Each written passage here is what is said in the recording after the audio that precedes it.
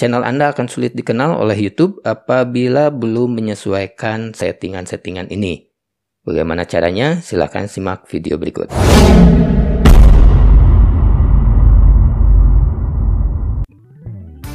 Kita buka browser di HP kita, kemudian kita masuk ke web YouTube. Pastikan tampilan dalam mode desktop. Kemudian kita masuk ke akun yang akan kita pakai. Kemudian klik garis 3 di sebelah kiri atas. Kemudian di bagian bawah ada bagian setelan, kita klik masuk ke sana. Di sini kita fokuskan di bagian akun. Kemudian kita masuk ke situs dan fitur channel. Tampilannya seperti ini. Kita lihat di bagian channel. Di sini ada info dasar, setelan lanjutan, dan kelayakan fitur. Kita masuk dulu ke info dasar. Di sini kita setting negara domisili. Karena saya ada di Indonesia, saya pilih Indonesia. Kemudian selanjutnya kita akan memasukkan kata kunci. Nah, kata kunci di sini tujuannya agar channel kita dikenal oleh sistemnya YouTube. Kata kunci ini sebagai gambaran yang mewakili isi dari channel kita. Jadi kita tunjukkan kepada YouTube apa-apa saja yang ada di channel kita. Misalkan ini channel saya bertemakan yoga. Meskipun videonya belum saya buat, tapi saya akan perkirakan ke depannya isi dari channel saya itu apa saja. Misalkan saya masukkan di sini yoga untuk pemula, kemudian dasar-dasar yoga. Selanjutnya belajar yoga, alat yoga, musik untuk yoga, semuanya di sini yang berkaitan dengan yoga. Yang saya harapkan ke depannya saya bisa membuat video-video tentang yoga secara umum. Dan setiap penulisan kata kunci di sini diakhiri dengan tanda koma. Setelah selesai kita klik simpan, kemudian tampilannya akan seperti ini. Ingat, akhiri dengan koma. Setiap kata kunci kita akhiri dengan koma, kita lanjutkan kata kunci yang baru dan akhiri dengan koma. Nah, saya ada tips untuk Anda dalam menulis kata kunci. Jadi jangan sembarangan juga menulis kata kunci meskipun itu berkaitan dengan tema dari channel yang kita buat. Misalnya seperti ini. Jadi silahkan cari kata kunci berdasarkan apa yang dicari orang di YouTube. Contohnya seperti ini. Kita masuk ke aplikasi YouTube, kemudian ke kolom pencarian yang di atas ini. Nah, kita coba ketikkan, kira-kira orang akan mengetikkan apa di sini ketika mencari video tentang yoga.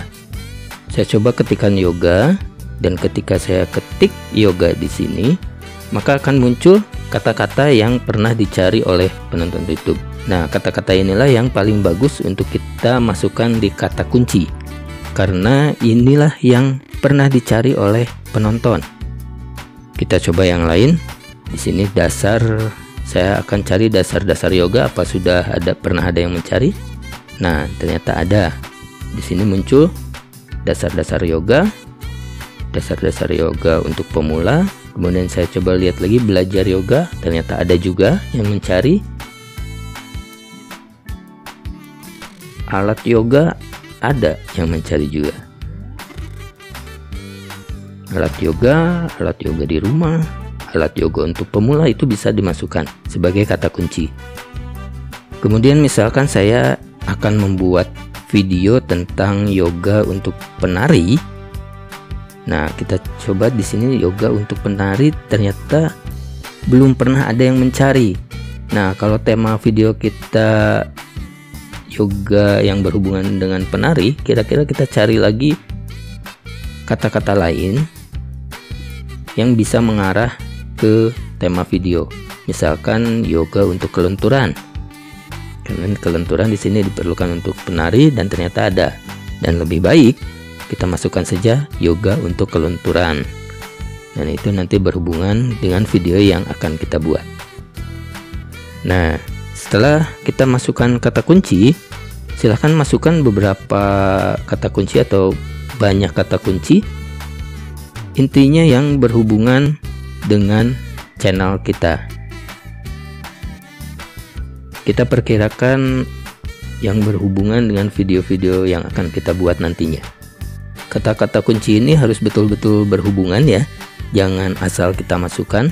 Kadang di beberapa channel saya lihat ada yang memasukkan kata kunci yang sebetulnya tidak berhubungan. Misalkan seperti ini, memasukkan kata kunci Jakarta, Indonesia, atau apapun yang sebetulnya kata-katanya tidak berhubungan langsung ya, tidak berhubungan erat. Nah, itu sebaiknya kita hindari. Kita masukkan kata kunci yang betul-betul berhubungan saja dengan isi channel kita nantinya. Setelah selesai, kita klik simpan dan kita lanjutkan ke setelan berikutnya, yaitu di setelan lanjutan. Kita klik. Nah, di bagian ini, di bagian penonton ini ada ketentuan yang mengharuskan channel atau video yang kita buat dikelompokkan untuk anak-anak atau tidak. Nah, silakan disesuaikan dengan konten video Anda. Apabila channel Anda isinya adalah video-video untuk anak-anak, maka silakan dipilih yang ini. Ya, tetapkan channel ini sebagai dibuat untuk anak-anak. Nah, kalau konten kita tidak ditujukan untuk anak-anak, kita pilih yang kedua, yang tidak ini. Dan apabila channel kita itu campuran, kadang kita buat video untuk anak-anak, kadang kita buat untuk umum atau dewasa, sebaiknya kita pilih yang saya ingin meninjau setelan ini untuk setiap video. Jadi ketika nanti kita setiap mengupload video, maka YouTube akan menanyakan videonya ditujukan untuk anak-anak atau tidak. Ini berhubungan dengan ketentuan dari YouTube-nya sendiri, peraturan yang dikeluarkan oleh YouTube dan Kopa. Nah, kemudian kita lanjut ke bawah. Di sini jumlah subscriber. Silakan Anda pilih di sini jumlah subscriber ini mau ditampilkan atau tidak. Jadi jumlah subscriber yang kita miliki nanti akan terlihat oleh penonton atau tidak. Itu akan terlihat di channel kita di depan ya. Misalkan seperti ini. Saya coba yang Vikinaki. Nah, ini terlihat jumlah subscribernya di sini ditampilkan ya. Apabila kita pilih tidak ditampilkan, maka tidak akan terlihat ini jumlah subscribernya. Nah, setelah selesai, kita klik simpan. Dan untuk settingan selanjutnya, yaitu kelayakan fitur, ini akan saya bahas khusus di video selanjutnya setelah video ini, karena kelayakan fitur ini sangat berpengaruh ya ke video kita nantinya. Jadi orang akan tertarik atau tidak mengklik atau melihat video kita itu dari thumbnail. Untuk menampilkan thumbnail yang kita buat itu ada settingan khusus, dan settingannya ada di sini. Nanti saya akan bahas di video berikutnya. Baik, itu saja. Silahkan dicoba, silahkan dipraktekkan. Semoga bermanfaat. Terima kasih.